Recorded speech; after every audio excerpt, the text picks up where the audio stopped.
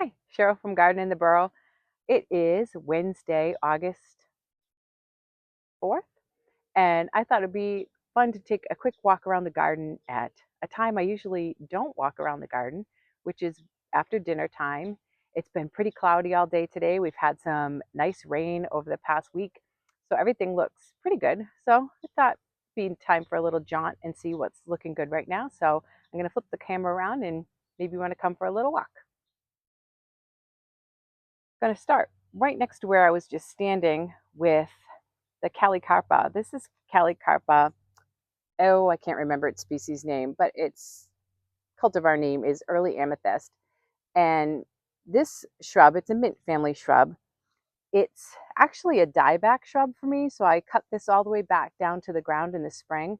And right now, I mean, it's not that tall. It's sort of more, you can see horizontal.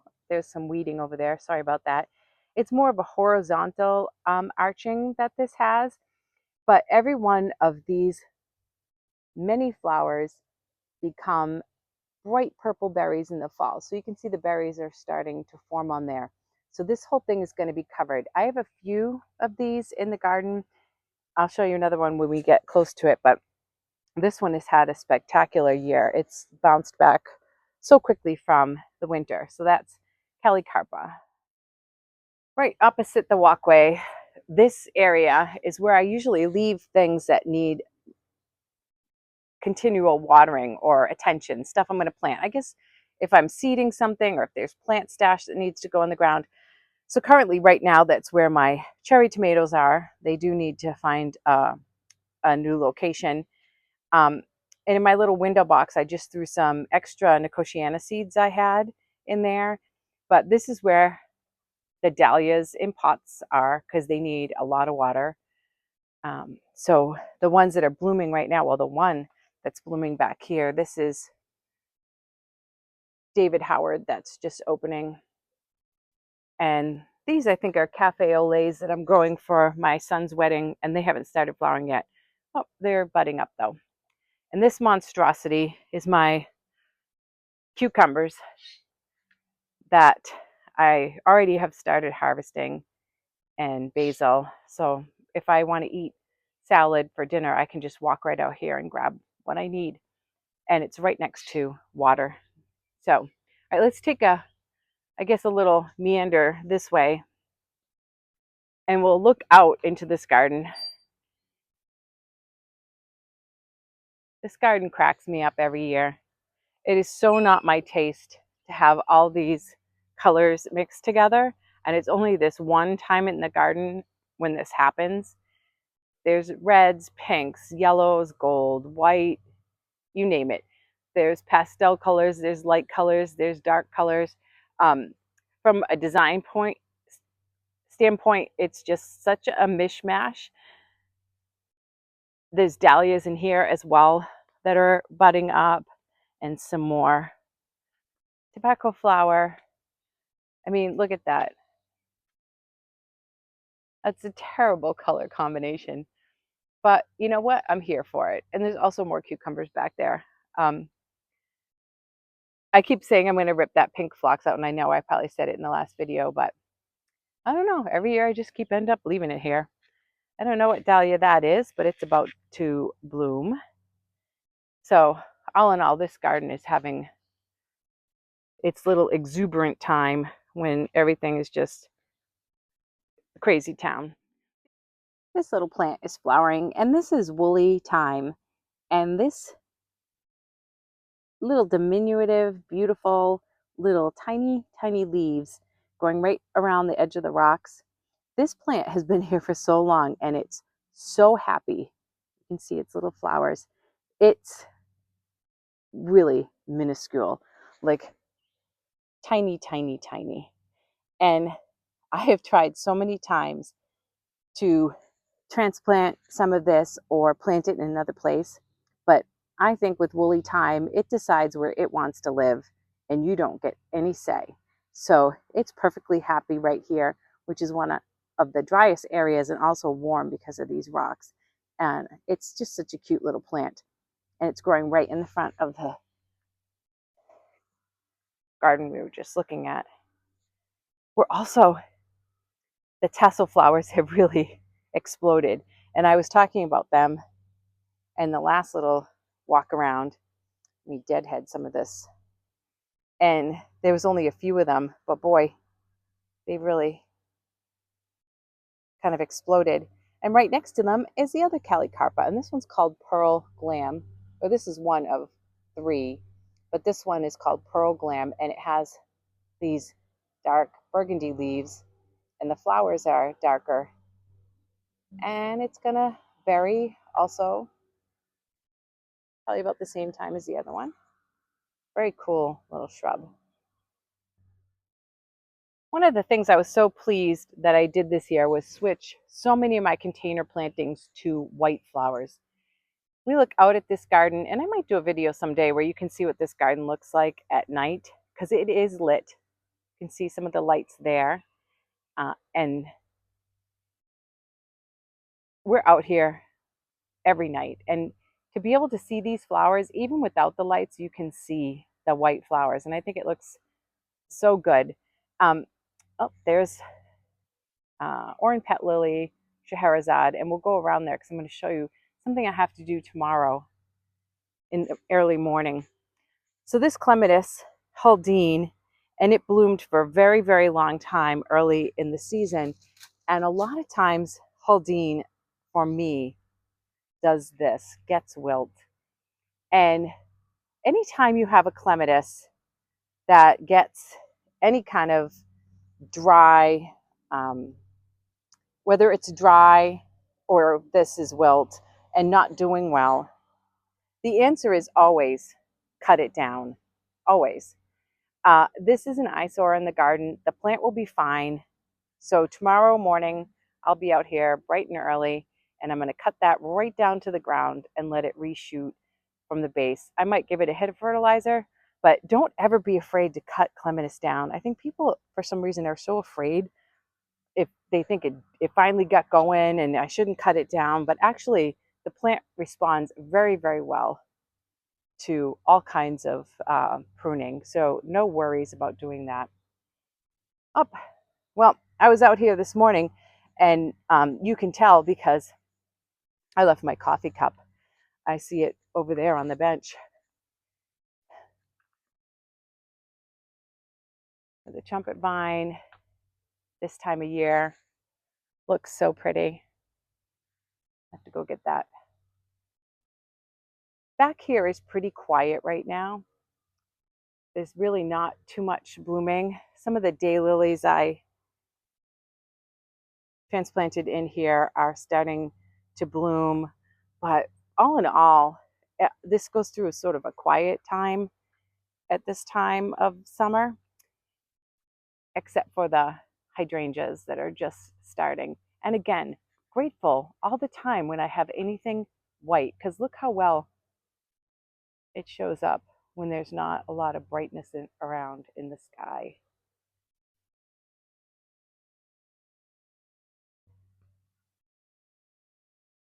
All right, so we're looking at, this is a garden that I planted last fall. And I'm going to say, you know, it's filling out, but much slower than I ever expected.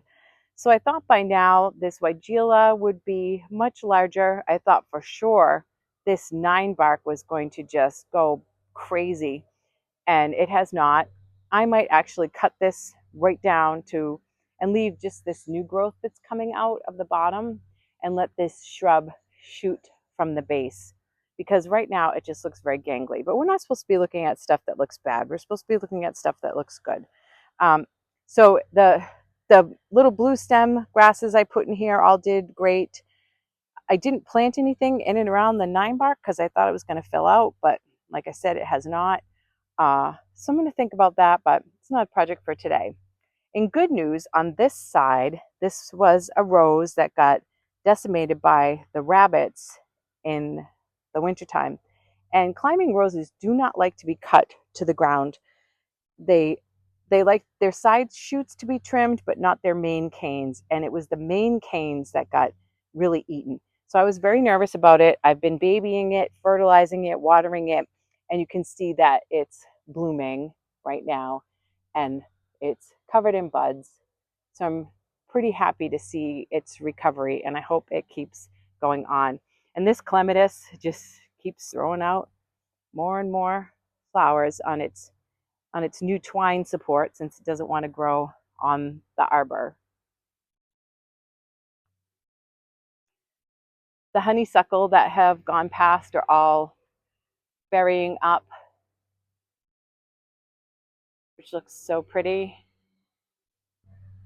And surprisingly, the hardy kiwi vine hasn't really started to change color too much.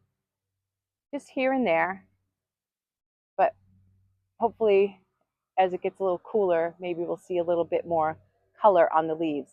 You can see a video on my channel of this plant. These leaves will get both pink and white variegation on the leaves. We just have a little spottiness of it here and there right now, though. All right, I'm going to walk this way, even though someone's mowing their lawn and it's quite noisy.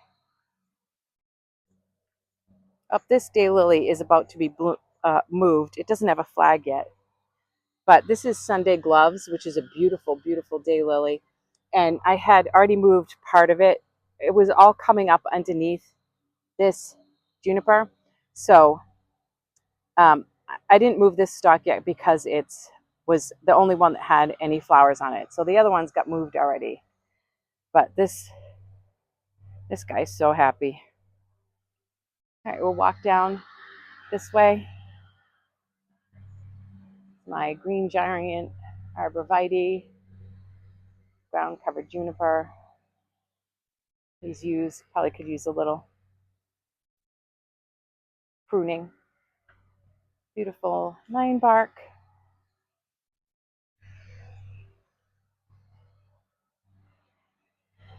This pathway comes out where the new garden is, and I am going to add at the end of that what I got done in there today. So we're going to stop because of the mower that's going on over there.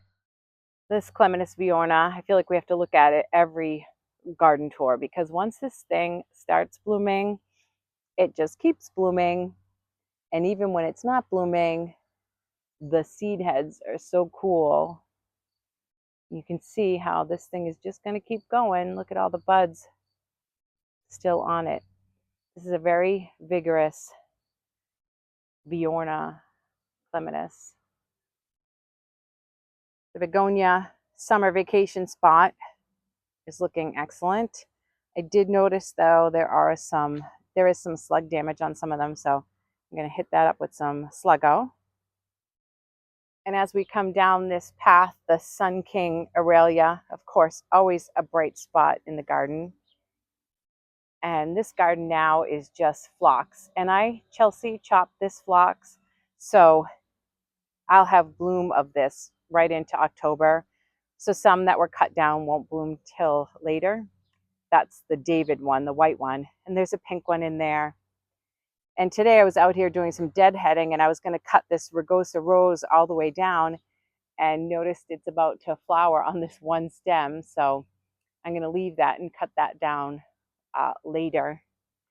But the phlox is really the star of the show right now, although the Oh So Easy fragrance spreader is all budded up after its last deadheading and starting to open a little bit. This is the first time today, and it's August 4th, 5th, 4th, that I saw slugs in the garden. So I was out here hand picking and putting some Sluggo down. And that's the Casablanca lilies, the first of the ones that are going to bloom that I moved last year. And then the last thing that looks fun in here is, even though the morning glory isn't as rampant, I probably didn't get as many seeds to germinate. This is a cut flower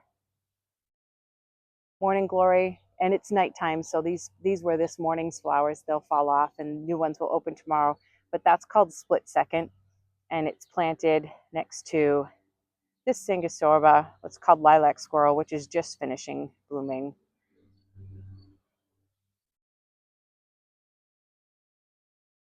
It's funny from one year to the next, and all of you gardeners will recognize this lament that things are so different and you don't even know why. So this clematis never bloomed this year. It looks perfectly happy. It is filled out beautifully. It just never flowered.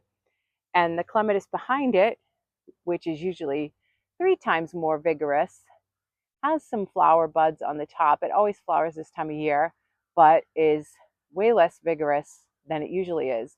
I didn't plant that window box this year because it was such a pain to water it. So, and also I did a video last August and I was looking through it to see what was blooming and what had been featured in that video. And this crab apple, which is Mrs. Robinson, didn't even have a single crab apple on it. And I'll walk you underneath it so you can see how many are on it right now. This is a beautiful crab apple. It's a very vigorous and fast grower. And the birds absolutely adore this fruit. So a lot of the things that I planted here were to attract birds because there weren't any when we got here.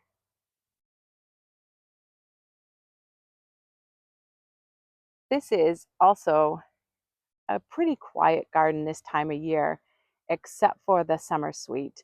So there is the red ruby spice, and that's in this section of the garden. You can see the flowers right there. You know this is blooming by the fragrance. So if you were sitting on my porch, which is, I'm going to pan around and it'll take you directly across. There's a section of lawn here, and there's my porch. And if you're sitting on that porch, you can smell this summer sweet all through this month, through the month of August. So ruby spice is down that end, and down this end is alba, which is just the white.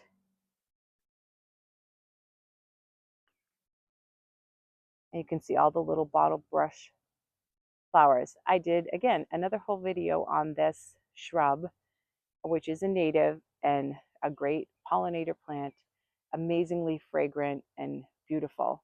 In the back, there's another native, some Joe Pye weed.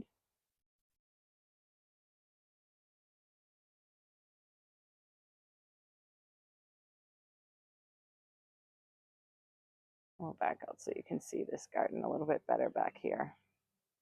So another white flower, another limelight hydrangea here. So when you're sitting on the porch at night, you can see that flower because it shows up so well, and you can just smell the summer sweet, or Clethra alnifolia.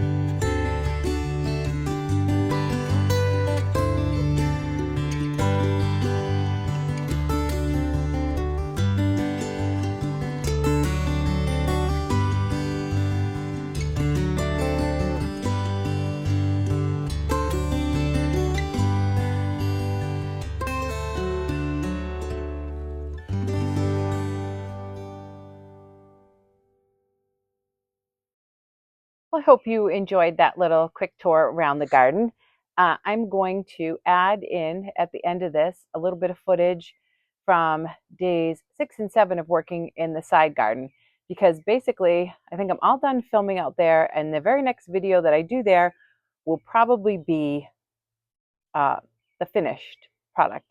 So we've gotten so much done out there. There's just a little bit more grass to be taken out, and other than that, it's looking pretty good. So I'll put in what I did on the 6th and 7th day that I worked over there, and then I'll come back with the finished one in my next video. And thanks for watching, and happy gardening. Don't forget to hit like and subscribe. Oh, hey, hi, it's editing Cheryl. In the next series of little clips that are days 6 and 7 of our garden transformation, I first start out by calling the obelisk or tutor an arbor, and I say arbor through the whole thing. I never say the correct word. And I also call the shrubs, which are Cornus sanguinea, midwinter fire. I call them Arctic fire the whole time, even though they're midwinter fire. So I just want you to know that before we go into this video, and tell you that we just got back from an out-of-state family wedding that involved a whole day of travel one day, wedding second day, and then a missed flight resulting in a 10-hour, 11-hour journey home to come home to a dog who had a wicked urinary tract infection and kept us up all night. So I'm tired, and I was tired when I did it. So words were difficult. So I didn't mean arbor, I meant obelisk, and I didn't mean Arctic fire, I meant midwinter fire. Okay. Hi, welcome to Garden in the Burrow and the beginning of day 6 of our Renovate the Side garden project. I am without a mic again today. We're having problems with them charging, so I have to change the cable. So I hope the audio is going to be okay for this section. But anyway, today we're going to be doing 2 small-ish projects. First is going to have to do with this arbor, and second is going to be the plant that's going on it. So I said in the end of my last video, if you'd like to go back and watch, if you haven't seen that video, which is parts days 1 through 5 of this renovation, that I was going to try and make this very budget friendly by using a lot of stuff from our garden that already exists. So this arbor was one of 3 that we bought from White Flower Farm. What do you think, Bill? How long have we had these? 25 years. Yeah, a long time ago. They've held up remarkably well. For it feels like balsa wood, but it's clearly not. Anyway, they were painted white. Last year in one of our garden renovations, Bill painted the one out back the color of our fence, and we're gonna rescue this one and do the same thing. So he's gonna paint this with a good coat of exterior paint in the color of our fence, and we're gonna rescue this from here where there's nothing growing on it and put it in the new garden. There was a series of 3 different clematis on here, all of which have not done well over the years and either been moved or just disappeared. But that's what's gonna go on it down in that front garden, and I'm gonna show you which one it is, and then he's gonna paint it and I'm gonna move it. Okay, that's the beginning of day 6. All right, so this is the clematis that's gonna be moved. This clematis is called I'm Lady J, and it is a Viticella clematis, which is a very vigorous growing vine. This thing should be huge. It has been here. I planted this in memory of my grandmother. She passed away in maybe 2011, and that's how long this has been here, and it's still only one stalk. It gets hit by rabbits a lot, but the biggest culprit of why it's not thriving is right here to the right. This hedge of arborvitae that kind of wall off this garden from the basketball court in the area in which we're working, because the trees, the hedges, are planted right next to asphalt, their roots have to come this way. And for those of you who grow this, you know it's a very shallow rooted evergreen. And this garden has been a challenge because of that, because they suck up all the goodness and moisture from anything I put in here, I am going to be working harder this year as part of this renovation of the side garden, because like I said, this is also on the side. This is the garden we're working in over here, and this is the hedge, and it leads right into this garden here. We've already started working on renovating the little bit of lawn that's next to here, and I'm going to be adding some compost and just tidying this garden up to make it also better. But this clematis, I am Lady J, is the one that's going to be dug up and moved over into the new area and live on the arbor that Bill is going to be painting today. Good morning and welcome to Garden in the Burrow and day 7 of work in my new side garden transformation.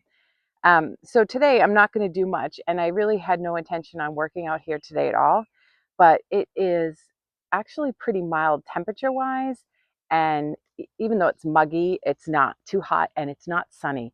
And this is one of the sunniest areas in my whole garden, and it's really hard to be working out here in the summer because of that. So what I'm going to do today, I have some cardboard, so I'm going to do some covering of some more of the grass. And I've been scouting around in the yard looking for plants that I can put over here. And again, sticking to my woody plants. And I decided that I was going to use some of this Arctic Fire dogwood. Now, I did a video about this last summer because this is planted in my pool area, and it's planted in sort of a row along the fence. And the reason I planted it there was this is a colored stem dogwood. So I'll do a close-up of it so you can see, but it has stems that sort of start out green and then get yellowish and then get reddish orange at the top. And our fence is like an off-white color. And I thought that would look really spectacular in the winter. But the plants had to be replanted because they were, I had not put enough, or I had not put anything in the soil when I planted them. Anyway, if you're interested in that, you can watch that video. But now that they're happy, they're doing what this shrub does, and I'll put its Latin name so you can look for it if you're interested. What this shrub does is colonize. So it will start to send out shoots in all directions, and it will make itself a nice, happy little colony. But some of them were headed into the lavender hedge. And so I rescued 3. There's 2 in this pot that I just threw some compost in, and another one down at my feet. So I'm going to put those over there, and I'm also going to dig out some of the grass, and I'll show you a little bit what I got done. Well, we painted the arbor and moved the clematis, so I'll show you that, and then I'm going to get started.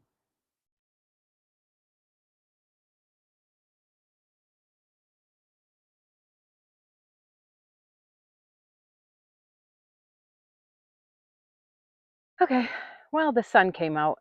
Well, it's been coming in and out, but honestly, for me, that means I'm done.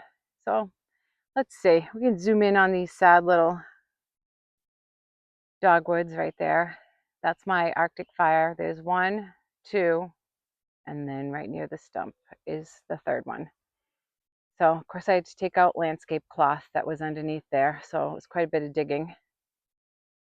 But there we go, 3 more plants. There's the red osier dogwood. Looks all very underwhelming right now, but it's not going to when it's done.